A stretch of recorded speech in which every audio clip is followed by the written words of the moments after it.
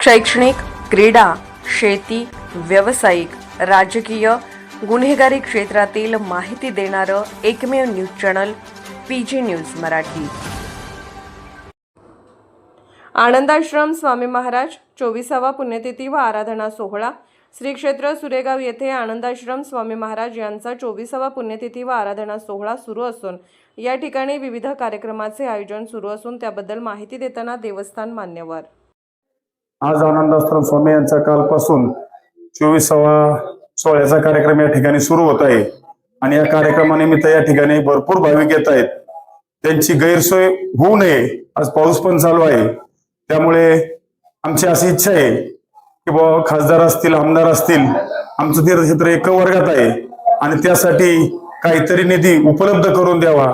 आम्हाला सभा मंडप असेल, टॉयलेटची व्यवस्था असेल, तसं भक्तिनिवास असेल, ह्या गोष्टींची खूप गरज आहे। तरी आम्ही आमच्या संस्थांच्या पैशामधून साधारणतः एक 40-50 लाख रुपये खर्च करून RCCच्या 4 रूम तयार केल्या आहेत। तरी आम्हाला अजूनही रूमची गरज आहे, कारण की कोल्हापूरवरून आमच्याकडे काही भाविक येत असतात, त्याचबरोबर बाहेर ठिकाणचे बरेचसे भाविक या ठिकाणी मुक्कामी असतात आणि त्यांची राहण्याची सोय करणं गरजेचं आहे। त्यासाठी मी सर्व नेत्यांना विनंती करतो की आपण आमच्या या देवस्थानला ब वर्गाचा दर्जा देऊन काहीतरी निधी देण्याचा प्रयत्न करावा।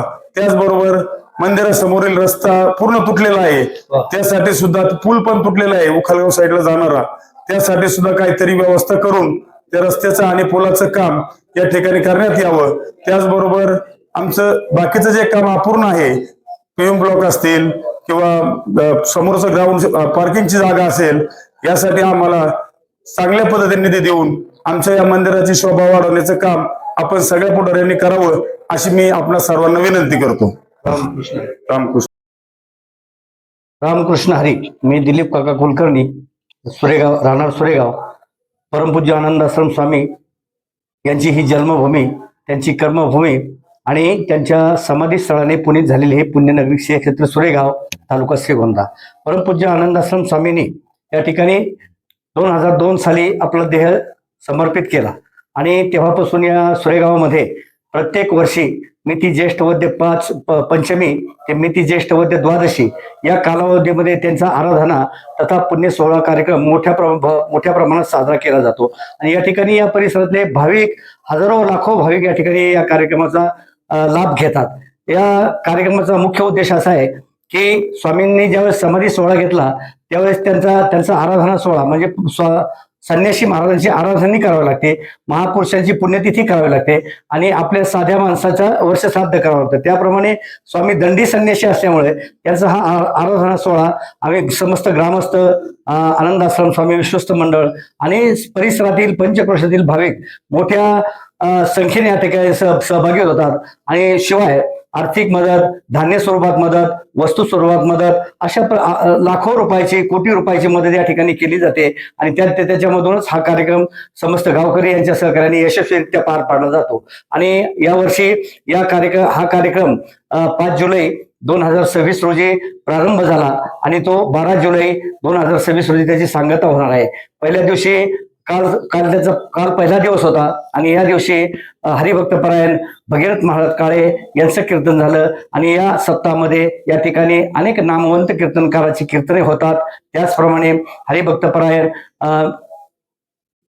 मिसाळ महाराज, डॉक्टर विकासानंद महाराज मिसाळ आणि त्यांचे शिष्य दरेकर महाराज यांची या ठिकाणी भागवत कथा पण समर्पित केली जाते आणि संध्याकाळी रोज कीर्तनाचा कार्यक्रम होतो। त्याचप्रमाणे या परिसरातील भाविक भक्त या कार्यक्रमासाठी मोठ्या प्रमाणावर अन्नदान करतात।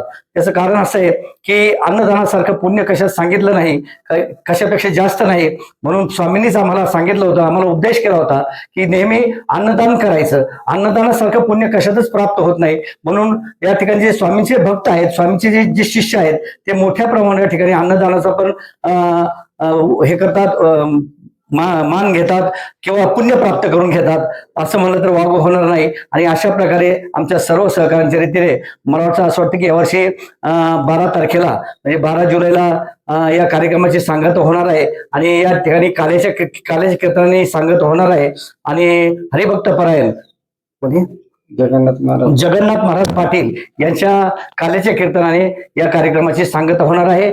सर्व भाविक भक्त या कार्यक्रमाला भरभरून मदत करतात, सहकार्य करतात, म्हणून मी संस्थांच्या वतीने त्यांना त्यांचे आभार मानतो आणि त्यांचे अभिनंदन करतो. PG न्यूज मराठी चॅनलला लाईक करा, शेअर करा आणि सबस्क्राईब करा.